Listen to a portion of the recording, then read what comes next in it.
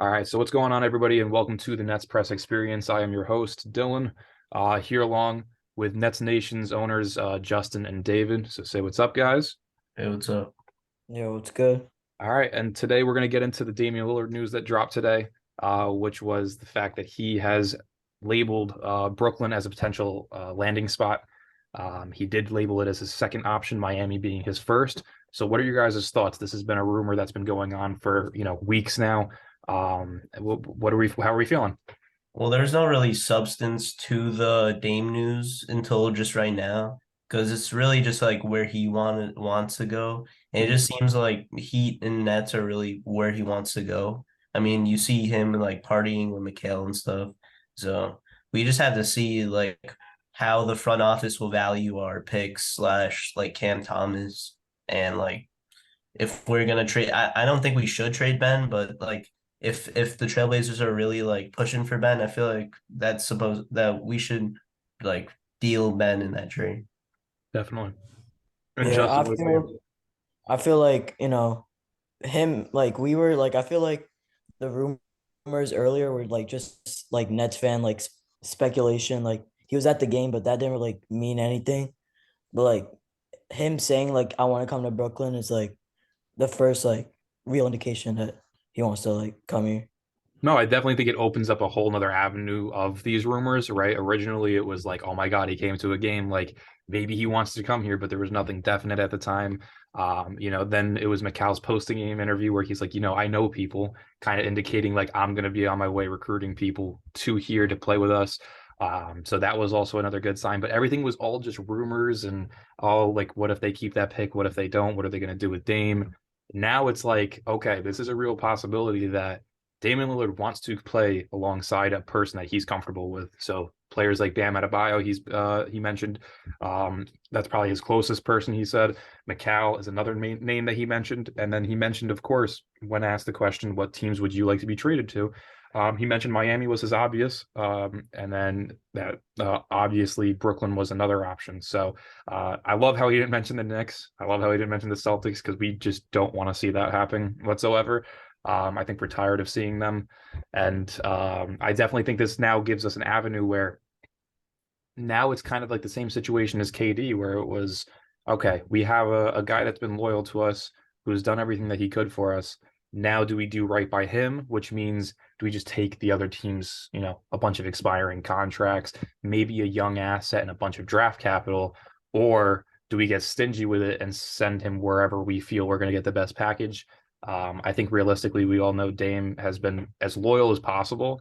And I think they're going to do right by him by sending him where he wants to be. So if there was a trade package that you guys see happening, what is something that you feel is realistic and also kind of a win for the Nets? Because I know I have one in my mind, which I'll get to in a little bit, but I want to see where your guys' heads are at with the trades. Well, I think first of all, I think the Heat have more of a like set like offer on the table for Damian Lillard. Like they just came off a huge run. They don't have everyone there. I mean, it's And gonna it's be not hard. over. Yeah, I mean, the Dame would probably be like, yeah, I could probably win a championship here, but also with the Nets, I feel like he has more of that like I am the guy type role. Yeah. Where like I think Jimmy Butler and Damian Lillard will probably butt heads a lot, because of that Heat locker room is just like toxic sometimes. And I feel like Damian Lillard might not like the like Heat atmosphere. I feel like he's more of a Brooklyn type guy, but I feel like a trade package would have to deal with like Spencer Dinwiddie or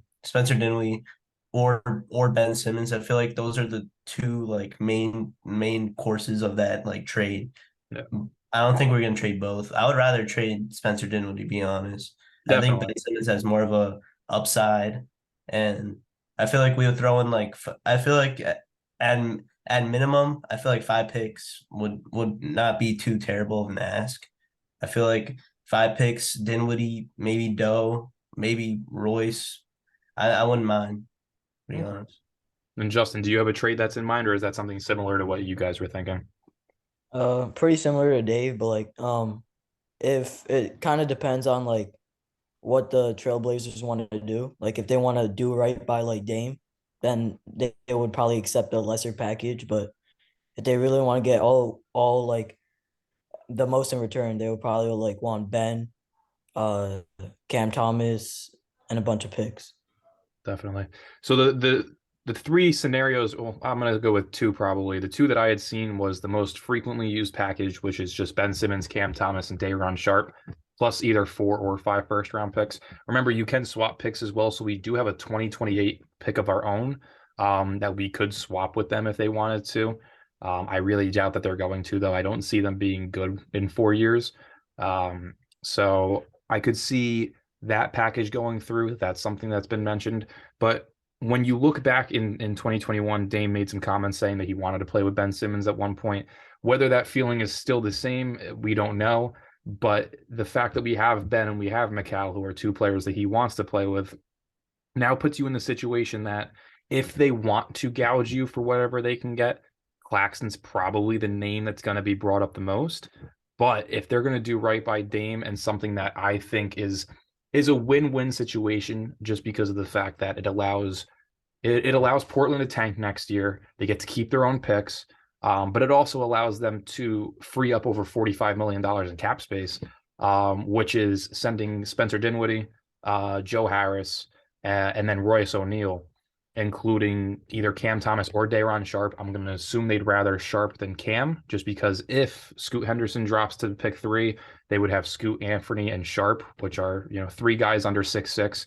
I don't think they want to add another one to that list that they need to develop. So I would assume Day'Ron Sharpe is added in that. So those 4 players, which totals to roughly $48 million, I believe, in cap space, possibly even 50. And then 4 first-round picks. So give them one of the picks this year that we have, which I would say 21, they'd take immediately. You can give Phoenix's 2025 pick, and then you will probably have to touch into those more valued picks in the 2028 and 2029 seasons, which personally I would give our pick unprotected. I think that's okay, especially knowing that we're going to start getting our own picks back starting in 2030. Or 2029, actually, I believe, or 2030. One of the other. We're going to start getting our own picks back, and then throw in maybe either Dallas's or Phoenix 2029 or 2028, whichever one they feel is more valuable. But I think that's definitely a nice baseline, because what it does is it gives Portland a bunch of expiring contracts, and then that one young asset that they'd like to use and build and develop. And then they also get the draft capital out of it, which is huge for them. Moving forward, especially if they even want to move Anthony Simons still, that could be something that they look into. So I think that's the best package for us personally. And then the most realistic one, of course, was Ben, Cam Thomas, and Sharpe. But moving aside from the trade packages, I know that there were some comments made today.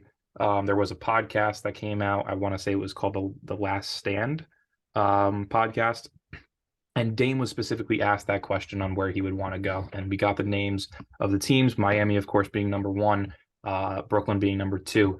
We talked about our trade assets. What do you guys see as packages for teams like Miami or Boston? Do you think that they can overvalue us with a package, or do you think that we have the best one right now? I think he'd probably have a better package than us. I mean, they could throw someone like Tyler Hero. They could throw someone like Gabe Vincent, Caleb Martin, and they have a few picks. So I mean, they probably have a better package than us. But if Dame really wants to play in Brooklyn, I wouldn't see our package as like a bad one compared to the Heat. Celtics, I don't think he's going to the Celtics personally. They have a very toxic fan base over there, and I don't think like star players are like very, very fond of the Celtics right now. Yeah, it's more of like if you get drafted there and Yeah, they kind of take you in at that point, they love you. But if from when it comes to like a star perspective, not many people are just like flooding to go to Boston. So, but yeah, I definitely agree. And then you were mentioning one more, I believe it was the Knicks, right? Yeah. Yeah. So I mean, when it comes to Miami, you mentioned that package where it was Martin, Hero, and then Vincent. The issue with it is you have to remember they have to match salaries. And the one package that I had seen as of just recently today was, I believe it was Tyler Hero, Duncan Robinson, Nikola Jovic, and then 3 first-round picks, one being pick number 18 this year, and then 2 picks in 2027 and 2029. So those are very, very high-valued picks, especially knowing that Jimmy Butler and Dame will be retired probably by 2028, I would say. So that 2029 pick could be a potential top 5 pick.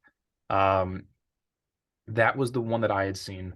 When it came to Boston, I believe it was just Jaylen Brown and Marcus Smart for Dame, maybe plus a pick or two. But and then the Knicks, of course, they have the Obi Toppin, Emmanuel Quickly, Julius Randle type packages, which again would not make sense. Like, we're Nets fans, we do not like the Knicks, but I just don't understand where Knicks fans come from when they say they want another 6'4" under guard to play alongside Brunson without defensive abilities. It just doesn't make sense to me. So if Dame somehow got traded to the Knicks, I don't even think I'd be mad. I actually think I'd be more happy because that would not work for them whatsoever. But I definitely think it is between us and Miami. Miami's package, it really depends on how they see it because, Tyler Hero is another guard. Do they want to put Anthony Simons, Shaedon Sharpe, and Scoot Henderson next to Tyler Hero? How does that work? Right? One or two of them have to come off the bench. They can't play all three, all four. And Tyler Hero is not going to play a small ball 4. So that just doesn't add up for what they want. Duncan Robinson's on a multi-year contract. I believe he has 3 years after this one, 2 or 3 years. And who wants to pay Duncan Robinson $18 million if they're not contending? And then Nikola Jovic, of course, is somebody that they'd have an interest in. But when it comes to the Heat package, I don't see, them wanting that like next level up guy that's going to be another guard. And I just think that's what we can provide that they can't. They don't have the expiring contracts that we have. We can't free up cap space for them quicker than what we have. So it's really going to depend on what their needs are. But when it comes to like name wise and the best package available, yes, Miami has that, I believe. But when it comes to what, Portland needs, I definitely think it's more along the lines of what we have. I don't want to like really pull Phoenix Suns and just like gut our whole roster for someone. I feel like if a Dame trade is gonna happen, like Claxton can't even be brought up because I don't want Ben Simmons running our 5 because we're not a place where we attract the big men. The past few years we have not tracked since Brook Lopez. We have not tracked like a solid big man. I mean, like there's like Timothy Mozgov and stuff, but like I'm not a huge fan. So like if we're able to like home grow Claxton into like a future all-star, I mean that would be amazing. So I'm not putting him in any trade, to be honest. Yeah, and I mean, speaking of Claxton too, if you guys didn't see the video yet, I'm posting it in a couple minutes after this. But he's working on his 3, and the shot looks smooth. I'm not sure if you guys have seen it yet, but he is working on his 3 ball, and it looks great. So hopefully, we saw those videos last year as well. I want to say he took 2 threes last year, and they both air balls. But when you see him progressing like that, if you just even get him to shoot 70% from the free throw line, the guy averages an extra 3 points a game probably at that point. He's going to be a guy that can give you 15 to 20 a game potentially, and then those 10 plus rebounds. At that rate, he's an all-star, right? Bam Adebayo, I think this past season averaged 18 points, maybe 9 rebounds, and somehow lower in blocks per game, and he still found a way to be all defensive team over Claxton. He still found a way to be, I'm pretty sure he was an all-star this year, wasn't he? So, when you guys have, when you have players like that are getting all-star level stuff, there's no reason that Claxton can't be next year. And I think that's, like we said in the last episode, Claxton and McCall got to be the untouchables.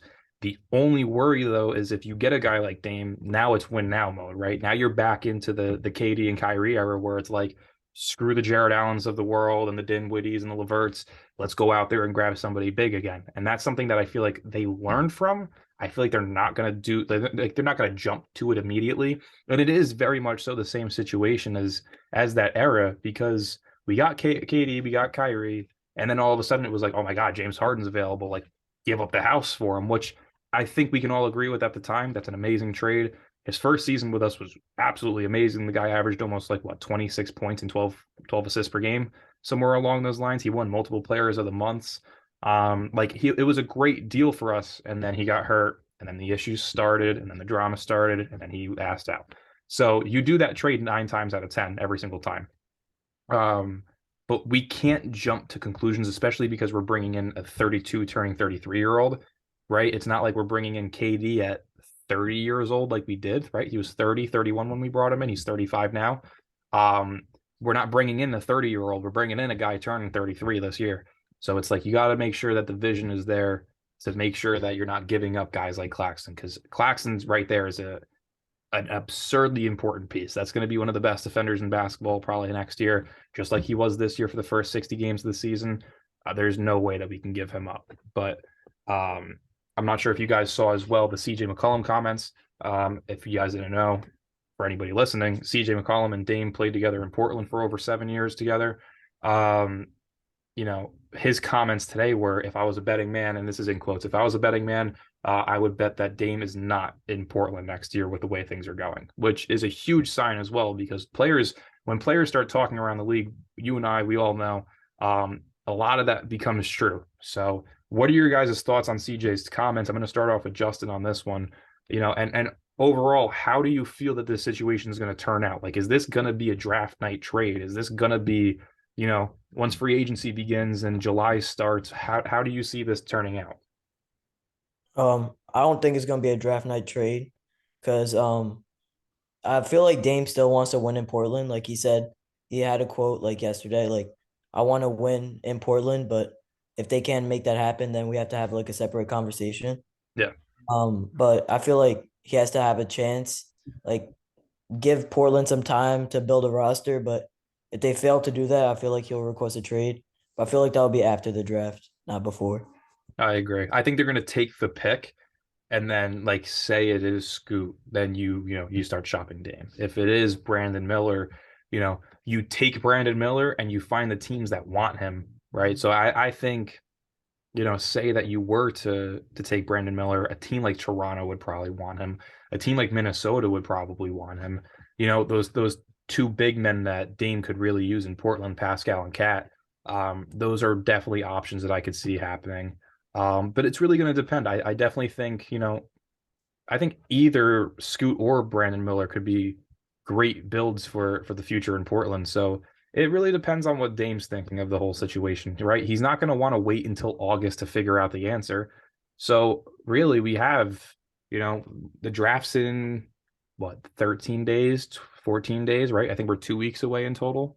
How long is he going to wait into the off season before he's like, all right, like I need to figure out what team I'm on so this way I can start preparing, training camp, getting used to players. Like you don't want to jump into a new situation in, mid-August when the season starts a month and a half after. So I definitely think this is something that happens probably within a week or two after the draft. I think that's when you're going to really start conversations heating up. I know that it's going to start before the draft as well, but when it comes to like finalizing deals and figuring out, the almighty end of where he's going to end up, I think that's going to be within, the next 3-4 weeks. I could see that right around that first week of free agency. So I think that's going to be special. But moving away from Dame, I didn't bring this up to you guys before, but I wanted to kind of just throw it in. Say that a worst case scenario does come up, right? The Nets decide, well, we can't get Dame. We have no future moves coming in. We don't have draft capital, right? And this is something that I'm actually going to be posting about later. I've made a worst case scenarios situation for Brooklyn, and I wanted to get your guys' thoughts on it. So this is just all hypothetical scenarios, nothing definite. But say that Brooklyn isn't able to get Dame, they aren't able to bring in any real talent. Trading Mikal Bridges, it's not an option for all of us, but say that it does happen, right? What would your guys' thoughts be if Mikal Bridges was traded alongside Royce O'Neal for Anthony Simons, for Shaedon Sharpe, for whoever gets drafted at that number 3 pick, and including a 2028 first-round pick from Portland, right? So now you're getting Sharpe, who's a potential star in the making, Anthony Simons, who's a potential all-star in the next 2 years, either Scoot Henderson or Brandon Miller, who, if you get Brandon Miller, replaces Mikal Bridges' spot as that, lengthy wing who can score. And then you're also including a 2028 pick where Dame's going to be retired by then. So what are your guys' thoughts on a move like that if it ever came to a worst case scenario? Well, I would like to say we're not really good at star management, and I think Claxton will just be so annoyed. Past few years, all of his good players are getting moved. I mean, it's not a good look for us if we're just we're gonna blow it up. You're gonna be our best player, and you just have to be that. And I feel like someone needs to set up Clax. Anthony Simons is a all right playmaker, but like I don't think he's gonna be throwing up lobs to Claxton like Mikhail or someone else could, to be honest. So I also, like, me as a fan, I don't want to see the Nets rebuilding. Then I mean Not at all. that's just like it's a horrid sight. I was gonna I say, mean, I think I'm what, 5 years older than you guys. You guys are sophomores in high school, right? I'm a junior. You're a junior, so yeah, I'm like probably like 4 or 5 years older than you guys, and um, I've witnessed the rebuilds. It has not been fun. If you guys remember, you guys were probably super young, but Like Alexander Hamilton at the helm. yeah, like It's once not. Jason Kidd and Vince Carter left and RJ left, like you had that like 10-year span where it was just Brook Lopez. Like there was nobody else good in New Jersey at the time. So I definitely personally as a 21-year-old now, I don't want to see any of that shit again. Like it's just it's not worth it. Especially when you're not in a market that like, oh my God, I want to play in Brooklyn forever. Like not many people get drafted and are like, yay, Brooklyn. Like like it's great when it comes to branding yourself. KD did great with it here. That's a reason why he wanted to stay. But when it comes to like just coming in and being like, oh my God, like this is the city I'm going to live in forever. Like, no, I'm sorry. I live right across the bridge in Jersey. I hate the city. Nobody loves it. Nobody likes traffic. I mean, McCall's first tweet when he first got here is like, holy shit, New York traffic is actually real. Like, it is a huge difference than what other places are. But yeah, I mean that trade intrigues me only because you're getting potentially Scoot, who is a generational point guard. He is a little bit taller and more efficient version of Russell Westbrook. That's what he's compared to as of right now. And not to mention, the guy is built like a linebacker. It's insane. I remember watching him like 2 years ago when he was in high school. He looked nothing like this. Like, I don't know if this is PEDs or if this is just like extensive amount of time in the gym, but he's going to be he's going to be an animal. He's going to be an all-star within like 4 years, I'd say. Anthony Simons, like I've mentioned prior, I'm super high on him. I think he is the next Damian Lillard in this league. He plays exactly the same way. I would not mind him at all. I think he's great. He's under contract. He's on a friendly contract as well. I'd expect him to make that Mikal Bridges leap.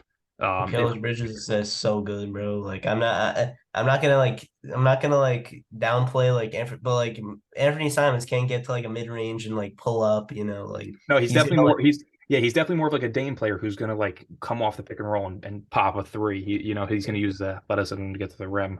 I definitely agree. McCall's the better all-around player. He brings defense that no other guy that scores 25 points a game can really do, right? There's only a select few people in the league that can actually do that. So by all means, this is just my worst case scenario. Like, I don't want any of this to happen. I've tweeted it. I have posted on Instagram about it. I've said it on here before. If Mikal Bridges gets traded, I'm going to be in a national crisis. Like, I'm probably going to be on a watch list to make sure that I just don't jump, because there's no way that I would even think to move him right now. So yeah, that was my hypothetical trade, because what really set me up with that is not only are you getting the number 3 pick, you're also getting that 2028 pick, which, based on our timeline and our draft capital that we have right now, 2027 through 2029 are the years that we have potential to have those top 10 picks. So I definitely thought that was intriguing. And not to mention the second part of this, yes, it gets worse. Brooklyn would then sign and trade Cam Johnson, right? If you trade Mikal, you don't keep Cam Johnson, right? I think that's just logical. You trade him for Jabari Smith, and then you also get back all 3 of your Nets first round picks, right? We'd pretty much be getting back all of our draft capital from the James Harden trade. If you had to include a guy like Finney Smith in that, you do it. Houston is one of the 4 teams, I believe, in the league right now that have cap space to where like you could trade them Ben Simmons for literally nothing and they could take it because they have that amount of money left. But yeah, Jabari Smith is one of those guys that has high potential. And then not to mention you are getting your 3 first-round picks back, which then is okay to rebuild. Like, I don't think people understand when you're trying to rebuild and you suck, you're not supposed to suck when you don't have your picks. So that kind of just defeats the entire purpose of rebuilding, because you don't have your picks. So if you were to rebuild, that's probably the avenue that you want to take. Get a guy like, if you have to give up, and I hate to say this, but if you have to give up a guy like Johnson and then Clax for Sengun and Smith plus your picks back, at that point, if you already traded Mikal, you do that. Just get it over with and get to the end of whatever rebuild you're trying to do. But you're shaking your head no. Justin looks lost because he just absolutely doesn't want to hear it either. I'm not for this whatsoever, but that's later today's post, and I cannot wait to hear all the raging comments of people like, why would you do this? And I'm just like, please read the cover. It says hypothetical. Like, it's not real. But yeah, so let's move into real quickly. I'm not sure how much time we have left, but if we were to then, of course, get Dame, right? You just say the package that I proposed goes out, right? You trade Royce, you trade Dinwiddie, you trade Harris, you guys get to pick. Would you rather Cam Thomas or Day'Ron get traded? Cam Thomas. Cam. Can't talk. All right. So we'll do those 3 and Cam Thomas plus 4 first-round picks, right? At that point, you now have 6 tradable first-round picks. You have your 10, 11, or no, actually, no, I'm sorry, 9 second-round picks that you have available for trade.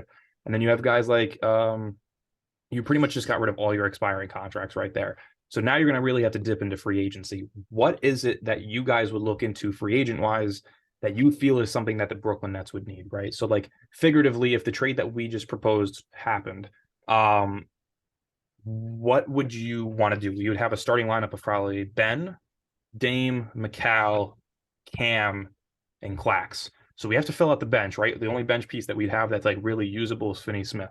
So we would need a guard, we would need a big man, and we would need a forward. What are 3 free agents that you guys see out there right now that you think are doable? I feel like if Jordan Clarkson declines his player option, we should for him to be like the backup guard. He could Definitely, be a good. I agree. I like Clarkson. Clarkson's game has only improved every single year. And I think he's somebody that also would really fit into that like Brooklyn spirit and culture wise. I mean, he tries to square up with somebody at least once a month. I definitely think that's going to be useful in Brooklyn. But what other names do you guys have in mind? Because there are a ton of free agents that we can get into, but we do only have about 8 minutes left. If the Heat don't sign back Gabe Vincent, I'll sign him with all open arms. Javon Carter doesn't miss from 3. Like when I watch him, it's just like pure nylon. And Patrick Beverly, maybe Dennis Schroeder, Reggie Jackson. I just want a point guard because I don't want to start Ben Simmons. I feel like Ben Simmons is better off the bench. I don't want him. My only issue with that though is you're paying a guy $37 million, right? He was once an all-star. He was once a DPOY candidate. Can you really sit there and be like, I'm okay with this? Yeah, because the spacing man. is trash. I agree, but he also brings playmaking and defense that's just unheard of when he's healthy, right? And we're already starting to see him get back in the gym and stuff. I don't know. I definitely agree with starting him off the bench as a 6-man role to start the season, make sure his back is all right, and get him kind of used to everything. I agree with that. But when it comes to like mid-season playoffs, if that was to happen, I cannot handle a guy making $37 million to come off my bench. That's literally like paying Kyrie Irving and come off your bench when he was with Brooklyn. Yeah, right? Kyrie doesn't take incentives. So. Yeah, no, he doesn't take incentives, and he couldn't just do anything in his power to get on a basketball court for 4 years. So just to give you guys what I've been working on for the past couple of weeks, free agent targets that I had in mind: Reggie Jackson's, Ayo Dosunmu, however pronounce that name, the Chicago Bulls backup point guard, Gary Trent Jr. via sign and trade, Max Strus, Dante DiVincenzo, Lonnie Walker, Cam Johnson, of course. Josh Hart is a name that I'm going to start looking out for. He is rumored to decline his player option, and he actually is willing to test free agency. Most likely he's going to go back to the Knicks. But if they get Dame, if Brooklyn gets Dame, and they have McCall already, who he's good friends with, I could definitely see Josh Hart being a sneaky sign that the Nets are going to start looking into. Kelly Oubre, Joe Ingles, Troy Brown, Jakob Poeltl, Naz Reid, Mason Plumlee. Jock Landale is a restricted free agent, but it is somebody that I am looking at, especially because him and McCall still screw around with each other on Twitter. They were teammates over in Phoenix. And then Dwight Powell. Out of those names, if I realistically had to pick, I would say Reggie Jackson. I would say Kelly Oubre and Mason Plumlee. Those are the 3 names that I would seriously look into. I think those 3 players in total would probably cost you, let's see, I would say Reggie on like a 2-year, $8 million deal, so $4 million a year. Kelly Oubre probably about 14 to 16 million a year, and then Plumlee probably about 10 million a year. So you're looking probably at like 30 to 40 million dollars at most in salary per year that you'd be adding on with those three guys, and I think that's definitely doable, especially if you get rid of Harris and Dinwiddie's contracts, which are 20 million each pretty much. So I think that is easily something that we should look into. But With out of Joe's that size, list, anything's possible, to be honest. no, definitely. And out of that list, what would you guys, I know that you mentioned, Gabe Vincent, but who else would you guys look into, especially from the big man position? Because there is players like Naz Reid and Mason Plumlee, Jakob Poeltl. What's one of those guys that you'd really want to see come to Brooklyn that can play that stretch four role? I like Naz Reid. Like I feel like Claxton's more of a inside the paint type guy with good defense, and I feel like Naz Reid, like you saw, like when the Nets played the Wolves earlier in the season, like he hit a three to send it to overtime, so he could like shoot a little bit. So I feel like he complements like what we do pretty well. Definitely. Well, Nikola Vucevic, if he wants to take a pay cut, I wouldn't mind him off the bench. No, definitely not. But I think he is going to get extended. I think they are going to keep him there because they don't have many other options to replace him. So I think they will keep him. I think DeMar DeRozan's on the move this summer. He's on an expiring deal, I believe. A team that we didn't talk about, though, we only have 4 minutes, but a team that we didn't talk about that was rumored today, the Washington Wizards are expected to blow it up. They are expected to move on from Beal, Kuzma, and Porzingis, per a couple of reports. What are your guys' thoughts on that? Because say that you get Dame, right? Would you guys be interested in a deal for a guy like Porzingis, but if it involves Claxton? Because remember, a lot of the rumors right now is if you get Dame, the Nets are looking at guys like Pascal Siakam, and Toronto's asking price is Claxton. So, like, I would assume for a guy like Porzingis, or another big man, Claxton would be around that baseline. Are you guys willing to give that up, or do you want to test the waters in free agency and hope that you can build a contender?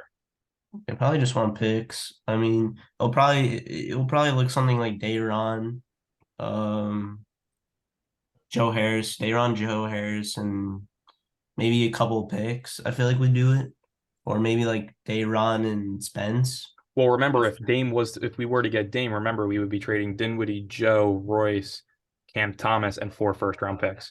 So, How much is Doe making? Do you know how much Doe's making? Doe's making 13.9 million a year. They're okay. But if Probably we not were a to lot. get Dame, I think Doe is a perfect fit with Dame. I think Doe is an amazing player. Realistically, I think if you were to get a guy like Porzingis, I think your best case scenario is give up Ben Simmons and 2 first-round picks. I think that works perfectly because then you have a starting 5 of Dame, McCall, CJ, Porzingis, and Claxton, which that works beautifully. Porzingis is probably the best option you can put next to Claxton because he is the definition of a stretch 4. And the years that he does play the 5, he usually gets hurt. So if you can keep him at the 4, I think that's the way to keep him healthy while also giving you those stellar minutes and really helping out with Claxton.